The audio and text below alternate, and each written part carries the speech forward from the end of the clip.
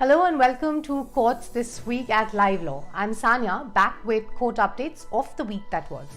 The Supreme Court is on vacation currently, but it did assemble on December 24 for hearing urgent matters. A couple of updates from the top court include the following. NEET 2020, Supreme Court refused to entertain a plea seeking admission to a higher option seat in the All India quota reservations.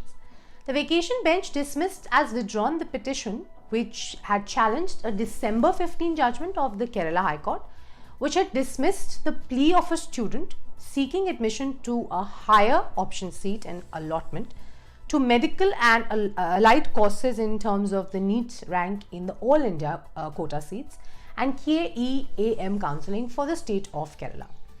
A bench of Justices Indira Banerjee and Hemant Gupta orally observed that since the petitioner had already taken admission in terms of the All India quota after second round of counselling, the same could not be allowed. Election process cannot be interfered with, Supreme Court said while dismissing a plea against consecutive reservation of Panchayat resident posts in Kerala. The vacation bench noted that the results of the election body were declared on December 16 and that the election of Panchayat presidents is scheduled on December 30th. Kerala government has moved the Supreme Court against the Kerala High Court direction raising the number of daily permissible pilgrims as 5,000 at Sabrimala temple. The high-level committee under the chairmanship of the Kerala Chief Minister had decided to, on October 5th, to permit pilgrimage at Sabrimala during the present Mandalakam season, allowing 1,000 daily pilgrims on weekdays, 2,000 daily pilgrims on weekends and 5,000 daily pilgrims on special puja days in light of the ongoing pandemic situation. The pilgrims were required to register through the virtual queue system and to provide COVID negative certificate from an authorized lab. Challenging these restrictions, several devotees had filed writ petitions in the High Court. On December 18, the Kerala High Court disposed of the petitions, raising the permissible number as 5,000. In light of the ongoing farmers' protests, a petitioner has filed impleadment of additional farmers' organizations as respondents in order to remove protesters. The petitioner, law student Rishabh Sharma, seeks adding 35 farmers' organizations in the ongoing case. This particular case has sought removal of Farm Act protesters on the Delhi border. The protest has been going on for over a month now. Last week, the top court had allowed impleadment of 8 farmers' organizations and also indicated that it was looking at setting up a committee to mediate between the protesting farmers as well as the central government. However, the court had refrained from passing any substantive directions in that regard as the impleaded 8 farmers' organizations did not appear before the bench on the next date of hearing. No blanket bar to grant anticipatory bail in cases of illegal quarrying, mining, smuggling of sand minerals, Supreme Court has held.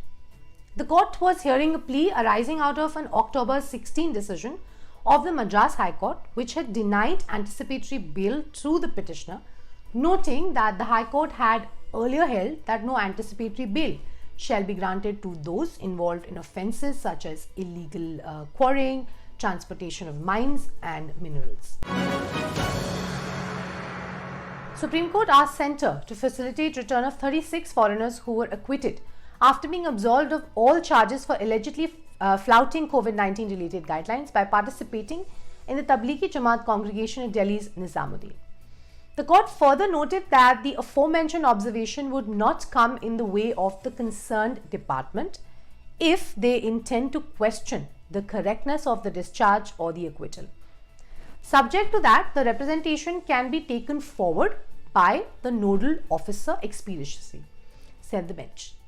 At this juncture, the court noted that the assurance provided by Solicitor General Tushar Mehta that any foreign national who has been exonerated has any difficulty in travelling back, the lawyers may get in touch with his office for assistance. Order extending limitation due to COVID-19 still operative, Supreme Court said while directing NCDRC to take on record a written statement which was filed belatedly. This order, which had extended limitation, was that of March 23rd by the Supreme Court in its suo motu proceedings.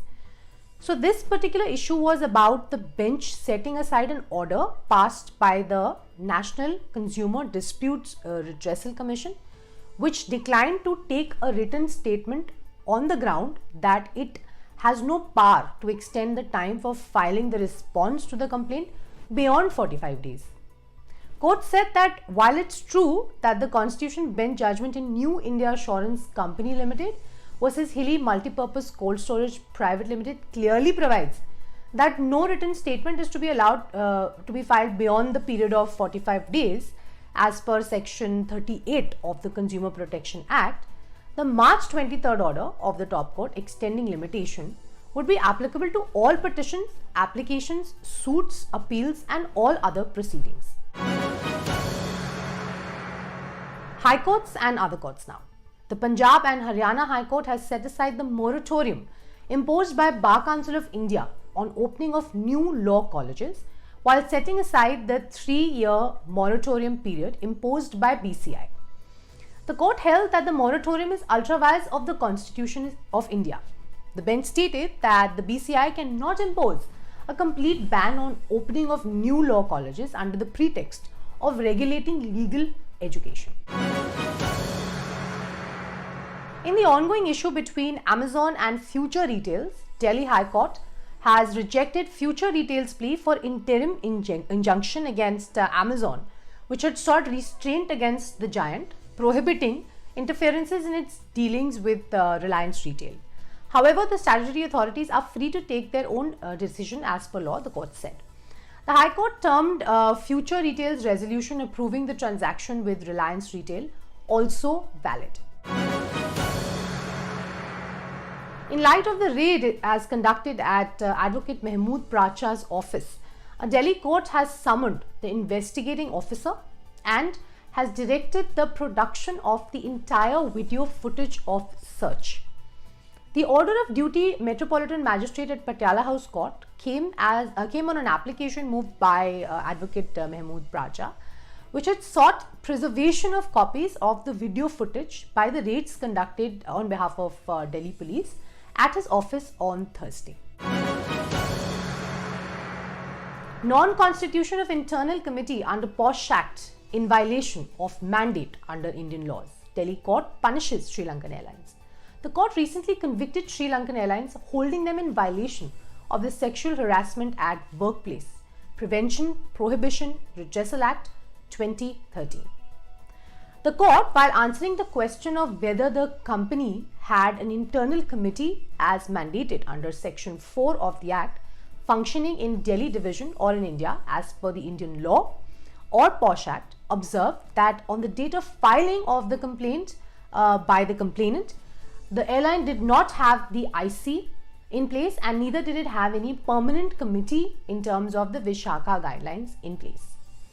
The court also stated that the airline had violated the Section 4(1) of the Act, which requires every organization with 10 or more employees to have an internal committee in place in order to tackle complaints of sexual harassment within the workplace.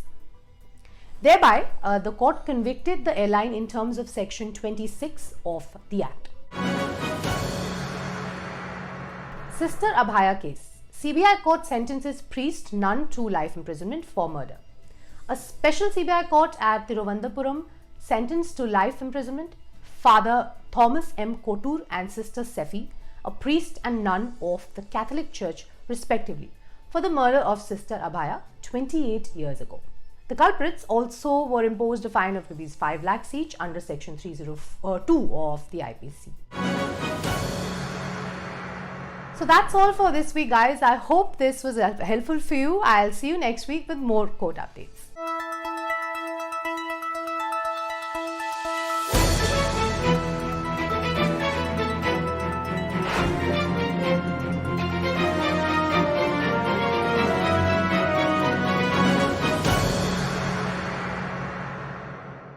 Subscribe to our channel and press the bell icon to never miss a video from LiveLaw.